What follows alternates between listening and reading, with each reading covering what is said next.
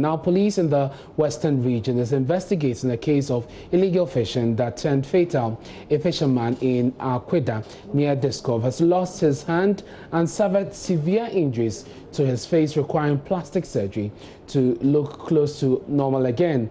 Now, the twist to the story is that while the victim is insisting he was attacked by a shark while on fishing expedition, health experts at the Ifiakwanta Regional Hospital say the signs of his body tell a different story. JoyNews editor Martha Krensel has more in the following report. Akweda is a fishing community near Disco in the Ahanta West district of the Western region. Isaac Adu set out on a fishing expedition. But as our sources tell us, Mr. Adu employed illegal means to fish.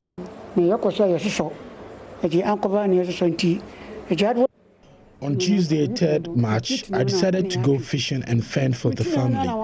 I went with 2 others. We were carrying our fishing gear while the outboard motor was at the rear of the canoe. When we got a catch, we came together to pull the net.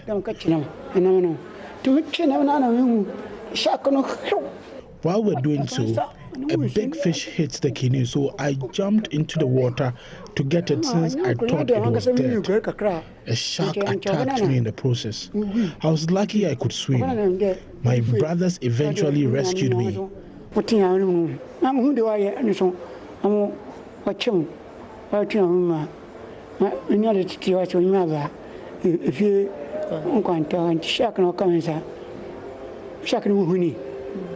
Blast fishing or dynamite fishing is the practice of using explosives to stun or kill schools of fish for easy collection.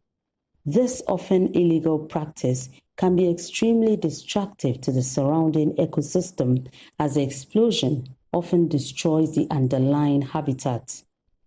The frequently improvised nature of the explosives used means danger for the fishermen as well, with accidents and injuries. That is what is suspected to have occurred in Isaac Adu's case. Early February, JoyNews sources say a similar activity caused the death of another fisherman who was hurriedly buried without autopsy. I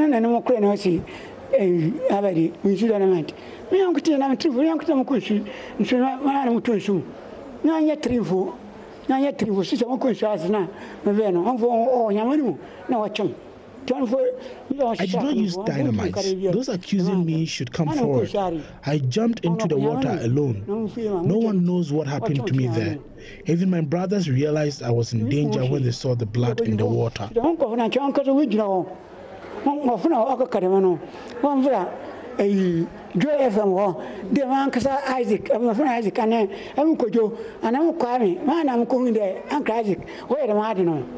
Traumatologist Dr. Terry Asiame and the team found Isaac Adu during their routine ward rounds at the Ifiakwanta Regional Hospital.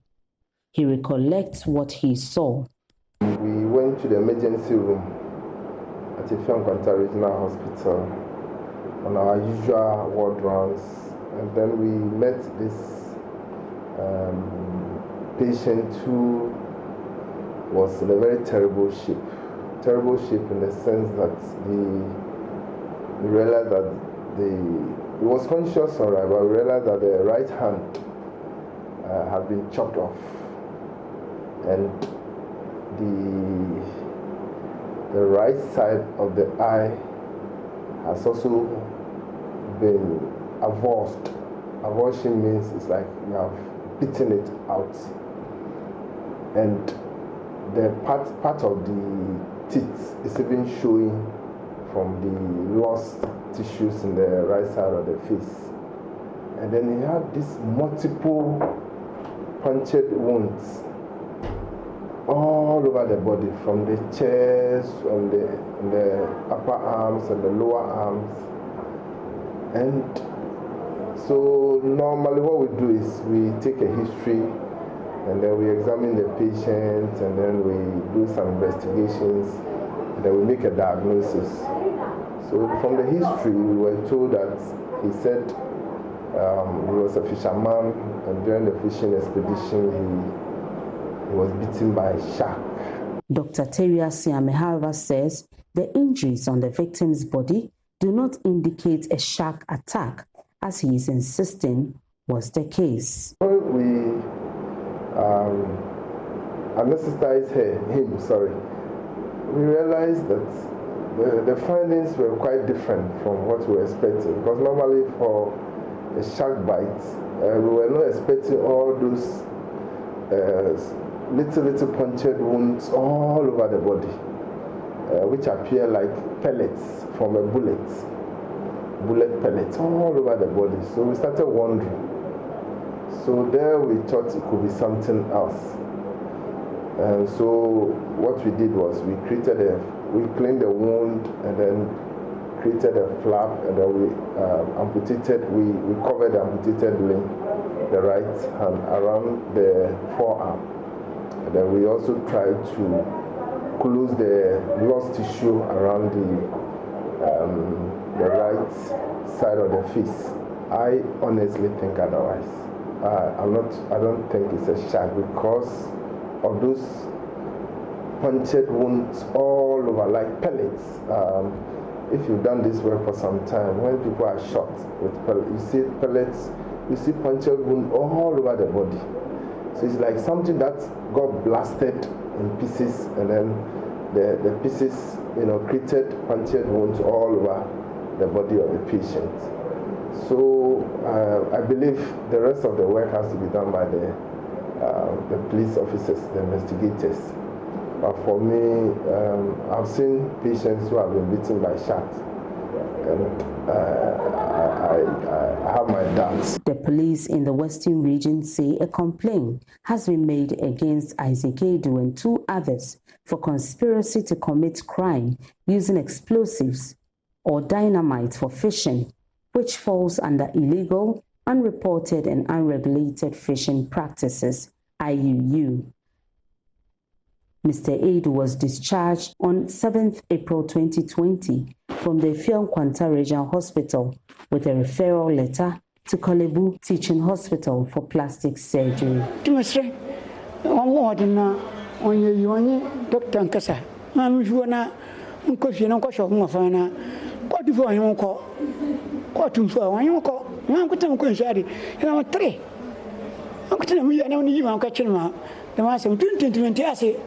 For Joy News, my name is Martha Crensel Aqua. Now, I've been joined by Professor Francis Nunu. He's an Associate Professor of Fishery Science at the University of Ghana. Prof, you have watched the story. With your experience with fishing, what are your initial comments? Thank you very much. My initial comments are that if it was really sharks, you will see shark bites, marks of the teeth of the shark on the body. And so I sort of will agree with the medical doctors that you expect such signs on the body. Looking at the video, you can see parts of the body being black and some dots and things on the body. Shark bites, you see marks of the teeth of the shark on the body, either on the hands, the face, everywhere. Yeah. But we don't see anything like that. Yeah. So I'll be skeptical if it was a shark. And the shark will go for you totally. Will go for you. And you, the human being, the type of sharks that we have in the Western region, you can't stand it. A large chunk of your body will go, not only your fingers.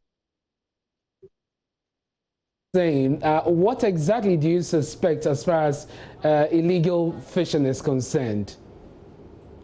I'm suspecting blast fishing, that is fishing with explosive. You know, the local people have ways of preparing their own explosive. They use carbide and various things that they buy from the market. And the gunpowder from the local people, they manufacture their own blasting mechanisms. And they are crafty and they are good at preparing these things. And it comes with different strengths. So I think that it's something that went wrong with its preparation and with the time of explosion, etc. that it was not deployed carefully as he wanted to do.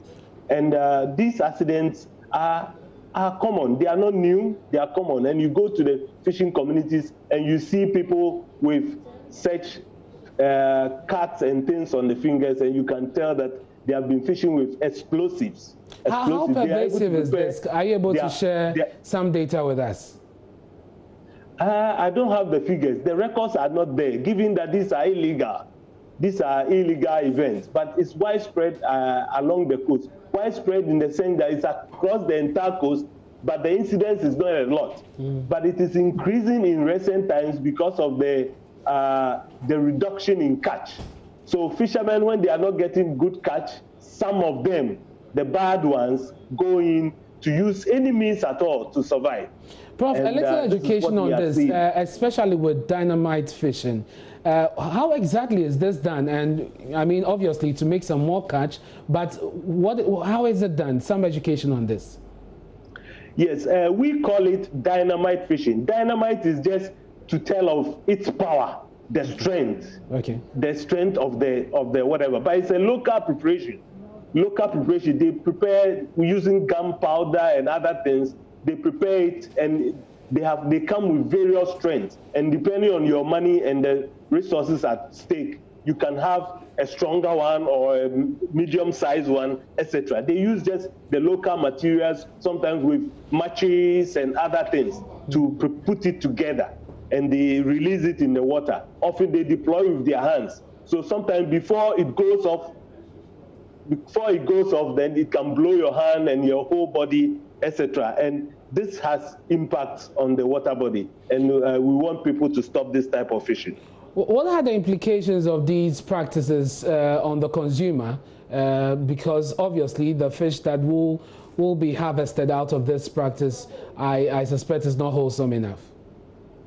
Yes, they blast the water, and any fish in its way are killed. And then the people use their nets to collect them.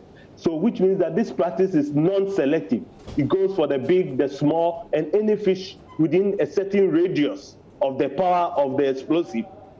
So it can hurt the water body. The water body, these guns are made from heavy metal. They are composed of heavy metal substances, lead and others, which impacts the breathing of we human beings. Okay, so you see, for a fish, you see spots. When you buy a fish and you see spots, black, brown spots on the fish, it means the fish is unwholesome. Sometimes you see the gills, if you open the operculum, you see the gills darkened and all. So if you see any fish with spots on his body, irregular, not normal spots, abnormal spots, and colorations on the body that are not normal, then this fish might have been caught with an explosive. And if we consume it in excessive quantities, you get heavy metal deposition in your system, which affects the blood flow and our breathing system. Also, such things has impact on the water body. It pollutes the water, as well as destroys the immediate habitat of the fish. So killing fish eggs and other invertebrates and other organisms that the fish depends on for a livelihood. So you want more fish, but you end up destroying the entire ecosystem, such that then the fish will not even, it's like a vicious cycle. So you talk about coloration on the fish, which is quite unusual. Is that a general rule that, fish shouldn't have such colors, such spots, or there are exceptions? Quite a number of fishes have spots and colors, but I'm talking about abnormal coloration, abnormal spots, especially often when they are black and they are reddish on the fish, which is not normal. If you see the normal ones, you will see the abnormal ones are scattered and often not to any pattern. And these are the ones that we're talking about. We know our fishes, the fishermen know the fishes, and those in the coastal communities, you know the shape and the color of your fish already. So if you pick your fish and it's got certain abnormal coloration and abnormal spots on the body, it quickly tells you, no, this fish was not caught properly, and it's an illegally caught fish, and you should not eat it.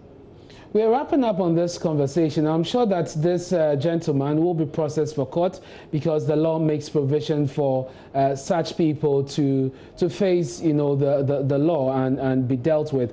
But going forward, what do you think can be done to curb this in the long term?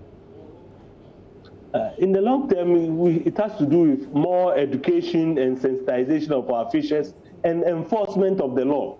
The fishers are getting off a lot from all these things that they are doing. They do it and they don't see them prosecuted, so they another person will also want to try it.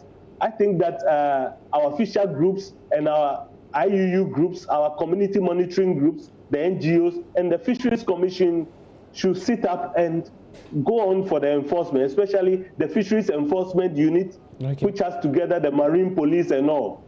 These things are in the communities. Please, let's sustain the enforcement. And when a number of people are prosecuted, I think that people will, over the period, stop this type of fishing. Thank you very much, Professor Nunu, for your time here on Newsdesk. And here's a fisheries scientist at the University of Ghana, bringing us some perspective on the story that we brought to you a while ago. JoyNews editor Martha Krensalakwa brought us that story. We'll follow up on this and tell you what happens to the gentleman. But coming up in business, the Chamber of Petroleum Consumers, COPEC, urges boss to stock strategic oil reserves as oil prices crash.